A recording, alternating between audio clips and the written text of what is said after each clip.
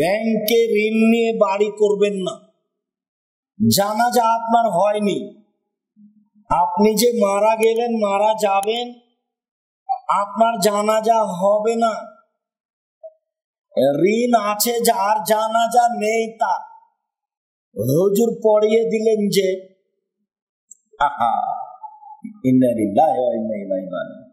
শতকরা 95 জন হুজুর মৃত্যু, শতকরা 98 জন মুফাসসির মৃত্যু।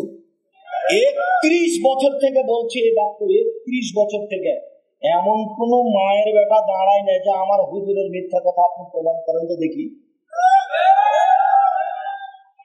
আমার হুজুর ঘন্টার ঘন্টা বক্তব্য দিয়েছে, মিথ্যা কথা প্রমাণ করেন দেখি। আপনি খালি বললেই বিপদে পড়ে যাবেন, বলা দেরি হবে না, কত দাঁড়াবে।